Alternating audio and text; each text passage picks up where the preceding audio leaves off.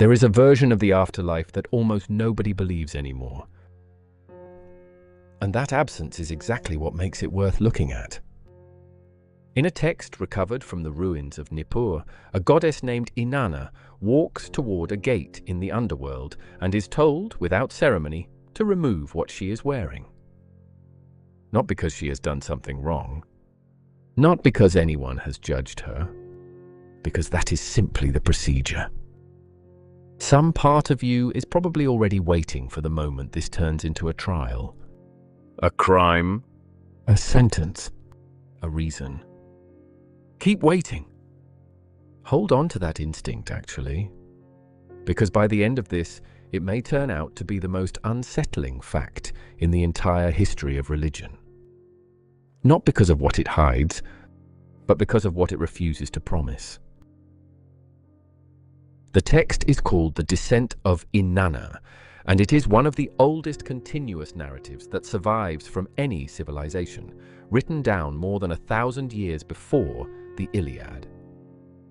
Inanna, goddess of love and war, decides to travel to the underworld to visit her sister Ereshkigal, who rules the land the Sumerians called Kur, the Great Below. To enter, Inanna must pass through 7 gates. At each one, an item representing her divine power, her me, is removed. Her crown, her jewelry, her royal robe. By the 7th gate, stripped of every attribute of her godhood, she has nothing left, and she is brought before her sister naked and bowed, exactly as anyone else who enters is brought. There is no exception made for her divinity, her rank, or her past. The underworld does not care what she accomplished while she was alive. It only cares that she has arrived. That detail is the hinge this entire story turns on, so it is worth sitting with it a moment longer than feels comfortable. There is no accusation at any of the 7 gates. No charge read aloud. No moment where Inanna is asked to account for herself. Just a voice, gate after gate, saying some version of the same thing. This is simply how it is done here. Modern retellings like to describe this as punishment, as a trial, as a system built to strip souls of their memory so they can be sent back and used again. It is a good story. It is also not in the text. What actually survives from Sumerian religion is almost the opposite of a system with rules and consequences. There is no moral court in Kur.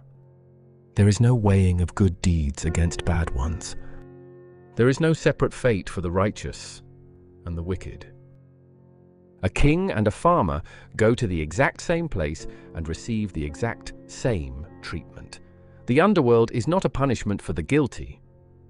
It is simply where everyone goes, and virtue or vice has nothing to do with your treatment once you arrive.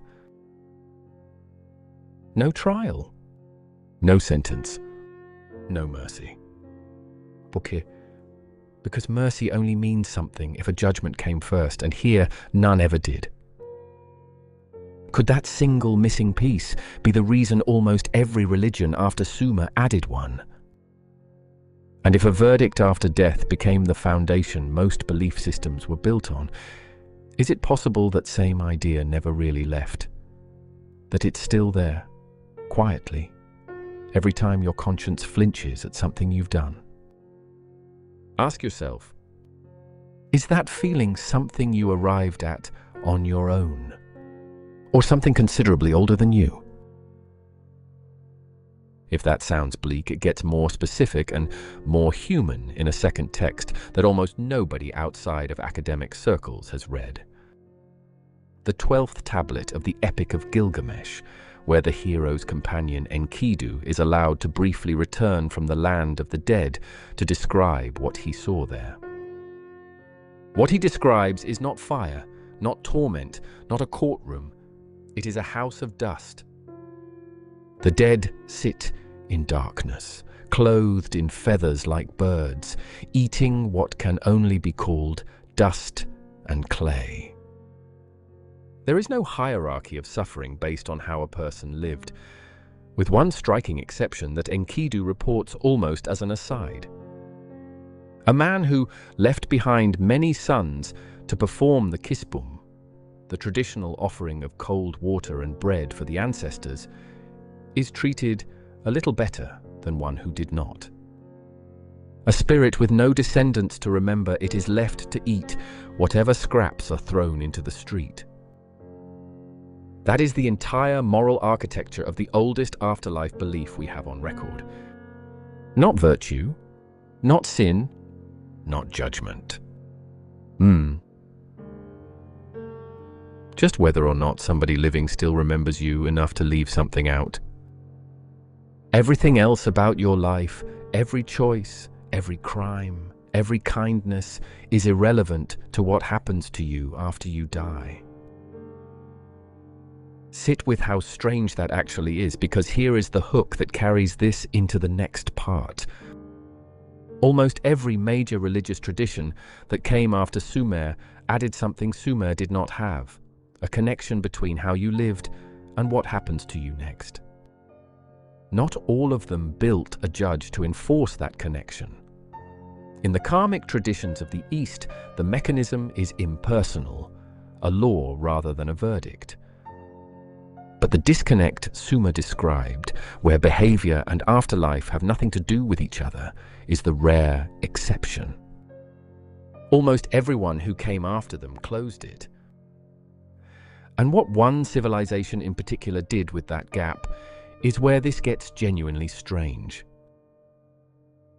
In the centuries that followed, as trade and influence shifted across the Near East, Egyptian religion developed a completely different vision of the underworld.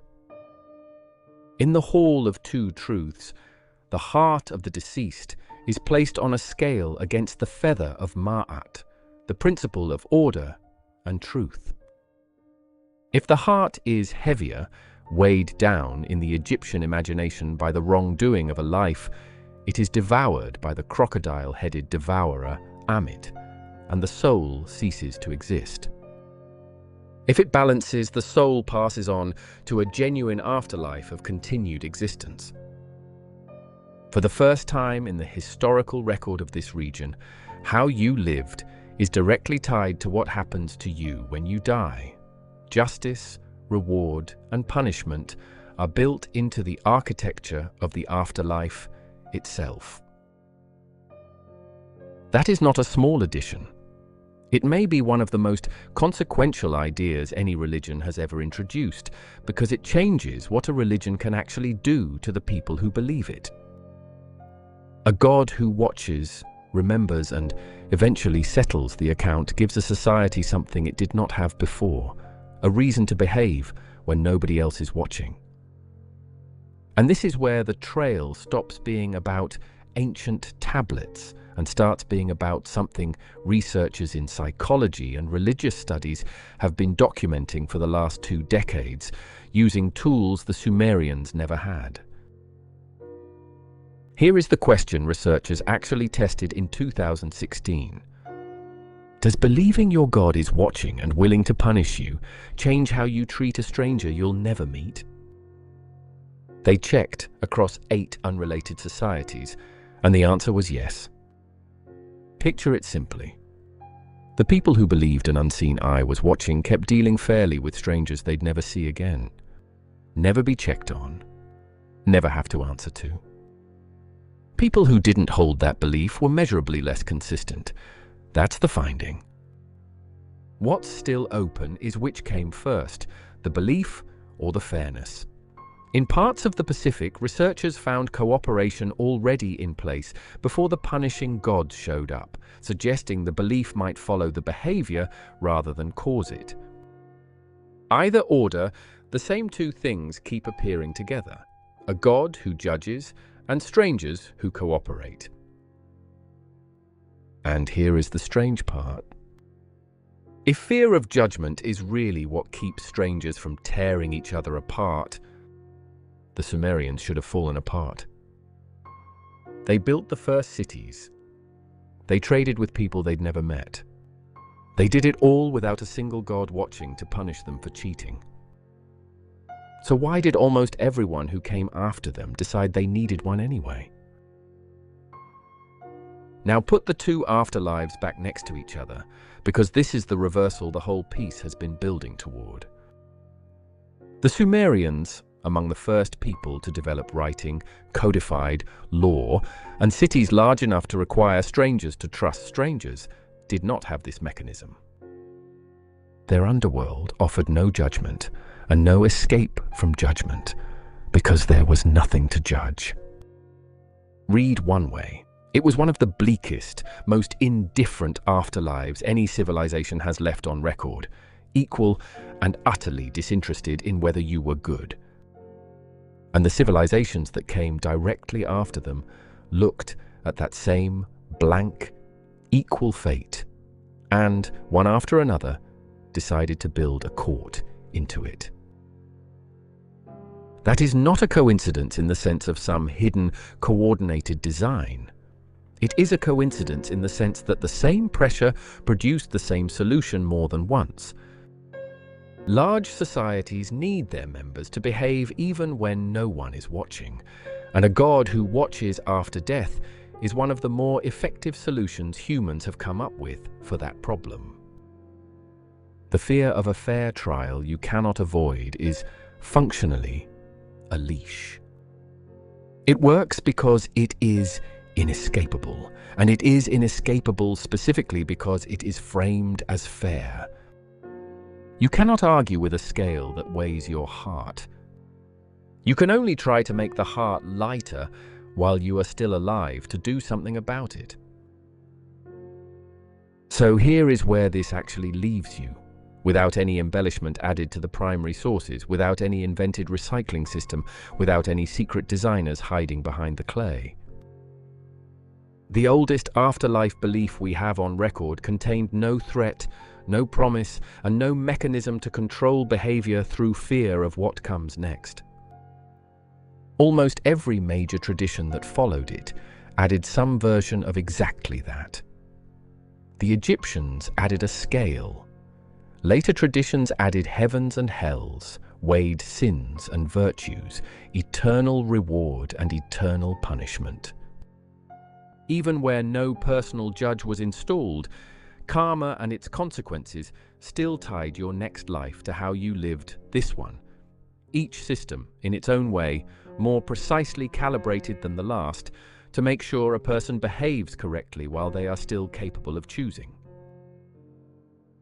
The tablet in the museum does not describe a trap built by ancient engineers to keep souls in a labor cycle.